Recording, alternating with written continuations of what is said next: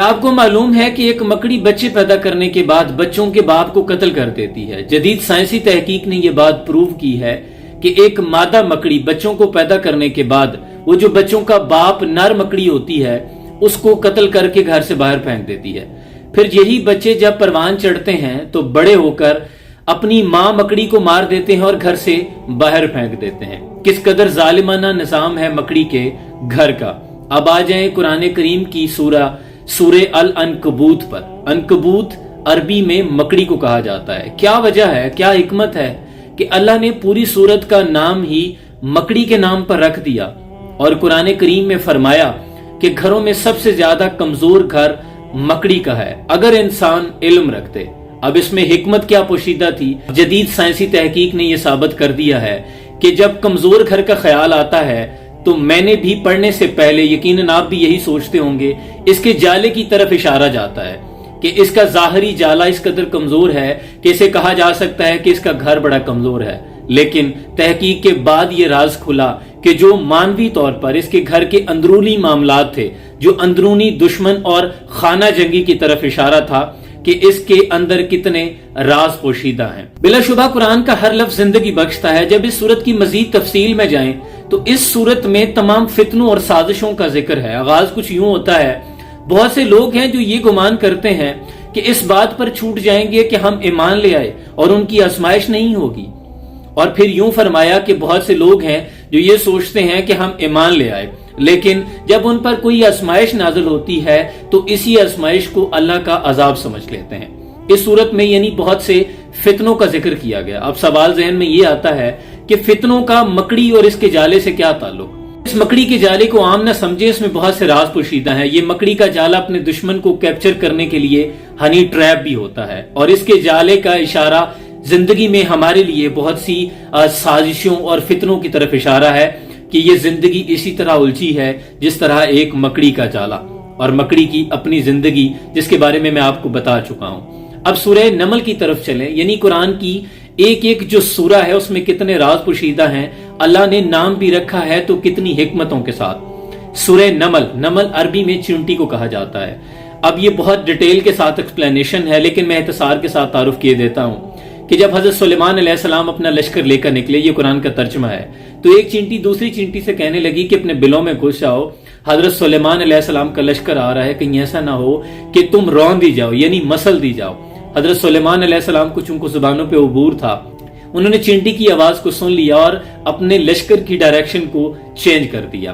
اب چینٹیوں کے پر جب ریسرچ کی گئی کہ ایک سورہ کا نام کیوں رکھ دیا گیا نمل، تو چینٹیوں کے بارے میں آتا ہے کہ ان کو بارش ہونے سے پہلے ہی خبر ہو جاتی ہے کہ بارش ہونے والی ہے، یعنی یہ ہوا میں نمی کے تناسب کو کیلکولیٹ کر لیتی ہیں، اور اسی سسٹم سے کاپی کیا گیا ہمارا جو نظام ہے جس کے تحت ہمیں بتایا جاتا ہے کہ بارش کی پریڈکشن ہے، بارش ہونے والی ہے۔ اس سسٹم کو ہائیڈروفالی کہتے ہیں، جو چینٹی کے اندر موجود ہے۔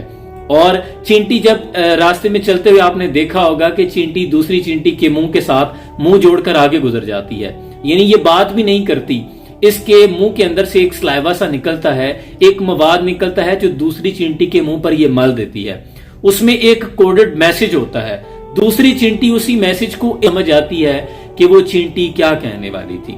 یعنی یہ قرآن کی جو سورہ ہے اس میں اس قدر حکمتیں پوشیدہ ہیں کہ انسان کی عقل دھنگ رہ جائے، اسی لیے حکم دیا گیا کہ غور و فکر کیا کرو، غور و فکر کے ساتھ قرآن کو پڑھا کرو۔ لیکن ہمارے معاشرے میں ہمیں بچپن سے یہی بتایا گیا کہ قرآن کو پڑھنے سے ثواب ملتا ہے، ایک حرف کے بدلے 10 نیکیاں ہیں، اتنا پڑھیں گے تو اتنا ثواب ہوگا۔ علماء حضرات ہمیں یہ تو بتاتے ہیں کہ حضرت یوسف علیہ السلام بہت حسین تھے، لیکن یہ نہیں بتاتے کہ وہ کون سی معاشی پالیسی تھی کہ 7 سال مصر کو قحط کا سامنا تھا لیکن ایک بھی بچہ بھوک سے نہیں مرا۔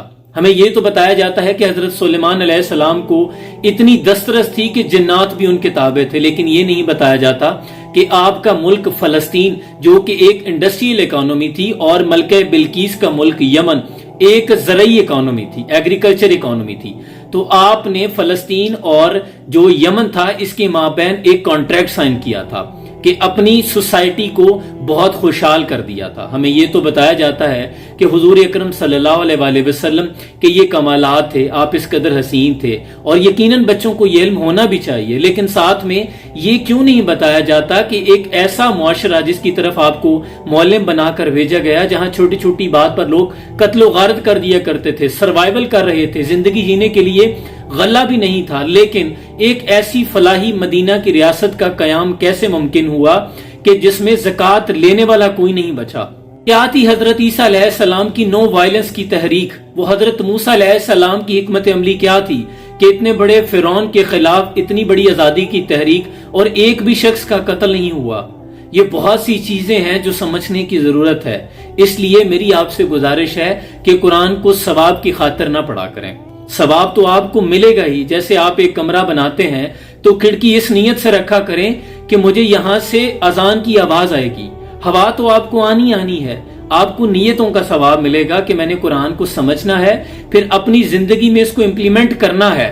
جیسے حضرت اشفاق فرماتے ہیں کہ اگر کسی فیصلے کی گھڑی آ جائے, نوبت یہاں تک آ جائے کہ آپ کو قرآن پہ ہاتھ رکھ کے فیصلہ کرنا پڑے, تو پھر قرآن پہ ہاتھ رکھ کے فیصلہ نہ کیا کریں, قرآن کو کھول لیا کریں. آپ کو قرآن بتا دے گا کہ فیصلہ کیسے کرنا ہے. تو اس کا ایک ایک لفظ انسان کو زندگی بخشتا ہے.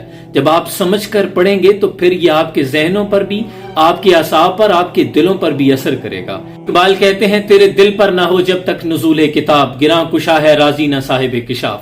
جب تک یہ قرآن تیرے دل پر نزول نہیں کرتا تب تک تو تفسیر رازی کا مطالعہ کر, تفسیر کشاف کا مطالعہ کر, تجھے کچھ سمجھ نہیں آئے گا. افسوس ہمارے معاشرے میں جب کوئی مرنے کے قریب ہوتا ہے تو روح اٹک جاتی ہے, تو کہتے ہیں اس کے سرانے سورہ یاسین پڑھو تاکہ اس کی روح آسانی سے نکل جائے. وہ قرآن جس سے ہم نے زندہ رہنا اور جینا سیکھنا تھا, ہم نے اسی قرآن سے مرنا سیکھا. اللہ کریم سے دعا ہے اللہ ہمیں قرآن کو